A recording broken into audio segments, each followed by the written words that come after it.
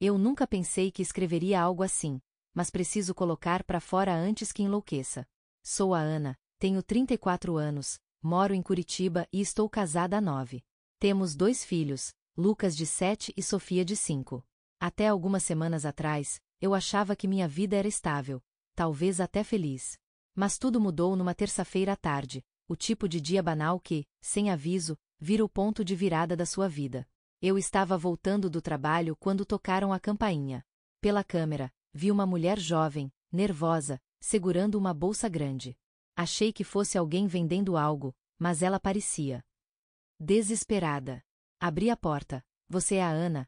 Ela perguntou, com os olhos marejados. Sou, sim. Posso ajudar? Ela respirou fundo, a voz tremendo. Eu sou a Camila. Acho que a gente precisa conversar sobre o Eduardo. Meu coração gelou. Eduardo é meu marido. A forma como ela disse o nome, com intimidade e dor, fez tudo girar. Fiquei muda por alguns segundos. Camila enxugou as lágrimas, e antes que eu pudesse dizer qualquer coisa, completou: eu estou grávida. E ele prometeu que ia deixar você por mim. Por um momento, achei que fosse uma pegadinha cruel. Mas ela tirou do bolso o celular e me mostrou mensagens, dezenas, centenas, conversas com o Eduardo, fotos deles juntos em viagens de trabalho. Era tudo real. Eu mal conseguia respirar. Pedi para ela entrar, embora tudo dentro de mim gritasse para mandá-la embora. Camila se sentou na minha sala, no mesmo sofá onde Eduardo e eu assistimos filmes com as crianças. Ela falava rápido, tentando explicar. Eu não sabia que ele ainda estava com você. Ele dizia que o casamento tinha acabado, que só faltava contar pros filhos. E quando eu descobri que ele mentiu, já era tarde demais.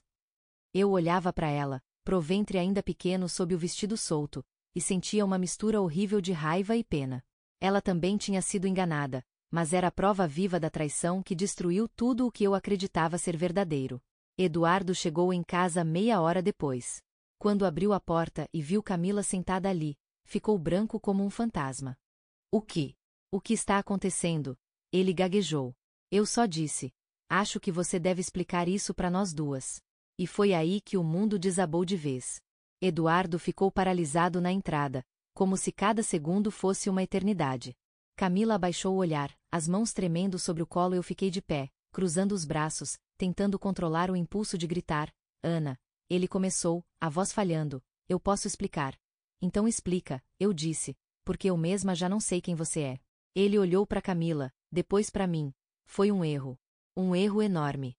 Eu conheci a Camila num projeto da empresa, e as coisas.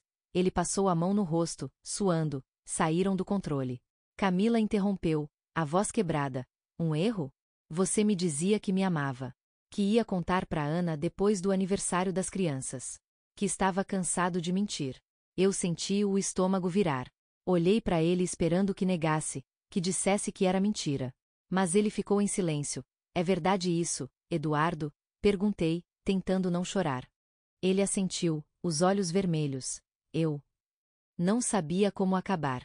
Eu juro que pensei em contar, mas preferiu continuar mentindo, né? Interrompi. Continuar dormindo comigo e com ela. Continuar sentado na mesa com nossos filhos, fazendo planos pro futuro. Camila começou a chorar, dizendo que não queria destruir nada, que só queria a verdade. Eu me sentei, cansada, vazia. A sala parecia menor, o ar mais pesado. Eduardo tentava se aproximar, mas eu me afastei. Você vai embora hoje, eu disse, sem pensar. Pega suas coisas e sai da minha casa. Ele começou a argumentar, mas eu não ouvi. Eu estava focada em Camila, que agora parecia tão perdida quanto eu. Você está grávida de quantos meses? Perguntei. Quase 3, ela respondeu baixinho. Eu não sabia que ele ainda estava com você. Eu juro. Quando descobri, quis desaparecer. Mas ele parou de atender minhas ligações, e eu entrei em pânico.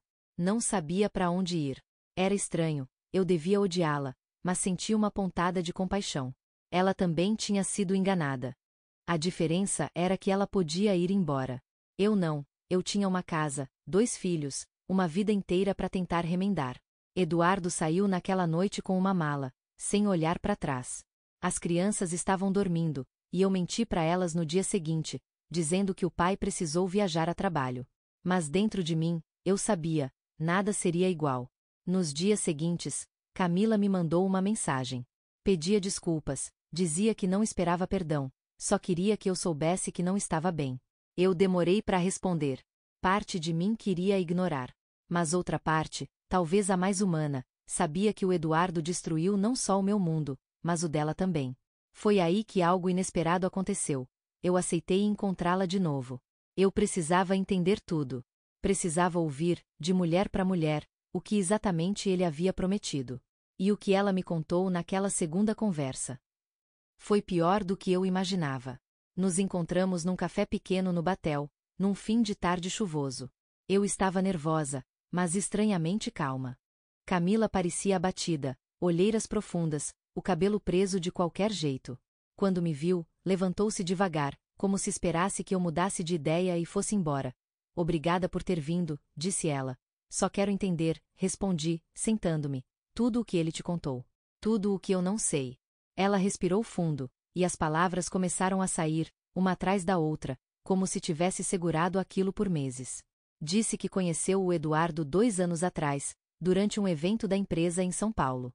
No começo, era só amizade. Depois, mensagens, jantares, e quando perceberam, já estavam juntos. 2 anos. 2 anos em que ele viveu 2 vidas. 2 natais, 2 aniversários, 2 mentiras bem ensaiadas. Camila continuou, a voz falhando.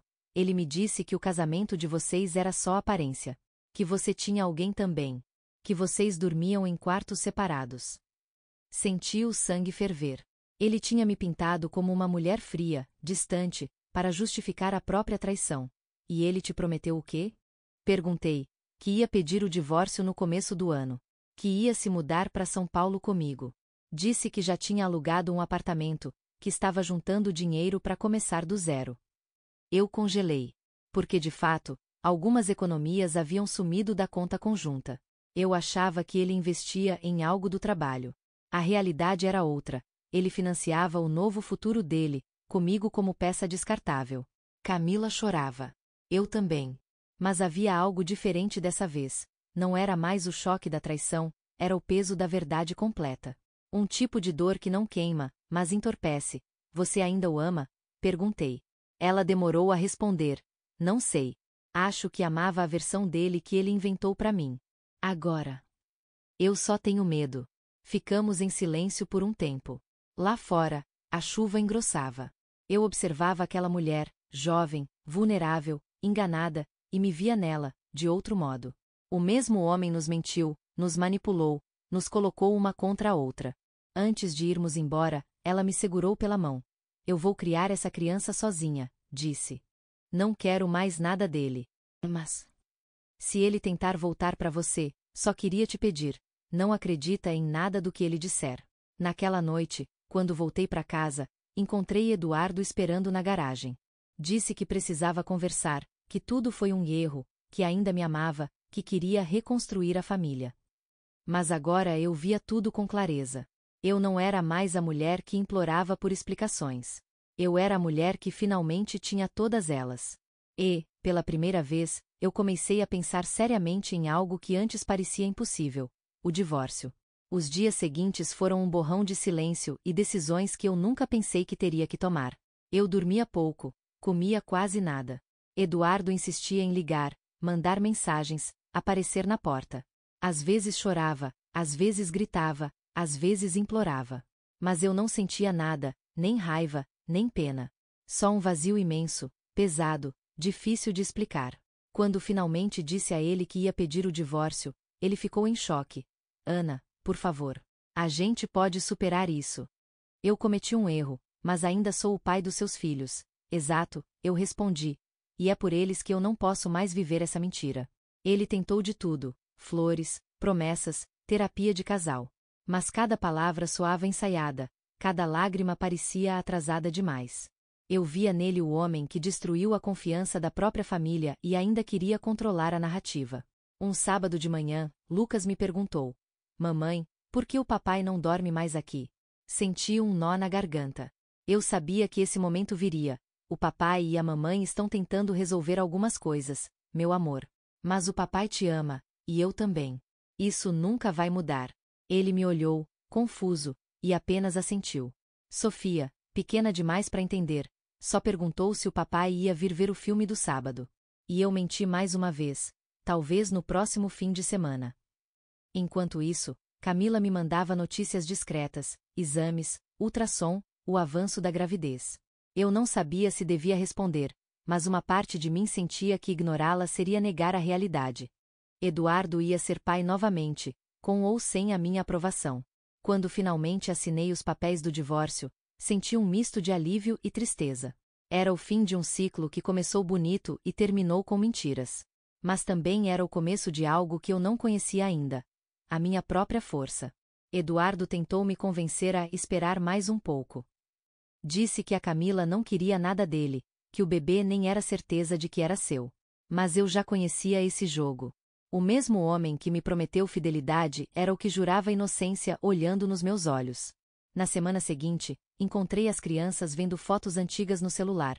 Você parece feliz aqui, mamãe, disse Lucas, mostrando uma foto minha e do Eduardo sorrindo num parque. Eu respirei fundo. Eu era. E ainda posso ser. Só que de um jeito diferente agora. Foi nessa noite que percebi. Talvez o perdão não seja sobre ele. Talvez seja sobre mim, para eu conseguir seguir em frente sem carregar a culpa do que ele fez. Mas ainda havia uma última conversa que eu precisava ter. E não era com ele, era com a Camila. Naquela noite, depois que as crianças dormiram, fiquei olhando pela janela, pensando em tudo o que tinha vivido nos últimos meses. A dor ainda estava lá, mas agora ela vinha acompanhada de uma estranha serenidade. Eu tinha sobrevivido. E, de algum modo, ainda estava inteira. Algumas semanas depois, Camila me mandou uma mensagem curta. Tive o bebê. É um menino. Está bem. Demorei para responder, mas algo em mim dizia que eu precisava vê-la uma última vez, não por curiosidade, mas por encerramento. Combinamos de nos encontrar no mesmo café do Batel, onde tudo tinha começado. Quando cheguei, ela estava com o bebê nos braços. Pequeno, tranquilo, com olhos grandes demais pro rosto minúsculo. Ele é lindo, eu disse, e ela sorriu, cansada. Chamei de Gabriel, respondeu. Quis dar a ele um nome que significasse algo bom. Conversamos por um tempo. Camila contou que Eduardo tentou se aproximar depois do nascimento, mas ela não deixou. Disse que queria paz, não mais mentiras. Eu não espero que você me perdoe, ela disse, só quero que saiba que eu nunca quis roubar sua vida. Eu sei, respondi. Nenhuma de nós merecia o que ele fez. Ficamos em silêncio por um momento. O bebê dormia, e eu o observei, imaginando o futuro. Um ser inocente nascido do caos, mas ainda assim cheio de possibilidades. Percebi que o perdão talvez não fosse um ato, e sim um processo. Algo que começa devagar, quando a raiva já não faz tanto sentido. Quando nos despedimos, senti que uma parte da minha história se fechava ali. Eu voltaria para minha casa, para os meus filhos, para reconstruir algo novo, não o que eu tinha antes, mas algo mais verdadeiro. Nos meses seguintes, aprendi a viver sozinha. No começo, foi difícil. As noites eram longas, o silêncio da casa parecia gritar. Mas aos poucos, o som da minha própria risada com as crianças voltou a preencher os cômodos. Descobri que não precisava ser a esposa de alguém para me sentir inteira. Eduardo continuou tentando contato, pedindo uma segunda chance, dizendo que se arrependeu. Eu nunca mais o deixei entrar. Hoje, ele vê as crianças nos fins de semana. Elas ainda perguntam, às vezes, por que o papai e a mamãe não moram mais juntos. E eu digo sempre a verdade, a versão simples, sem rancor. Às vezes, as pessoas erram. Mas a gente pode escolher não viver dentro do erro dos outros. Camila e eu nunca mais nos vimos depois daquele dia. Mas, de vez em quando penso nela e no pequeno Gabriel, espero que estejam bem. Porque no fundo, somos duas mulheres que sobreviveram à mesma tempestade, e aprenderam a nadar sozinhas. Hoje, quando me olho no espelho, vejo alguém diferente. Não mais a mulher traída, nem a esposa ferida. Vejo uma mulher livre. E isso, por si só, já é um recomeço.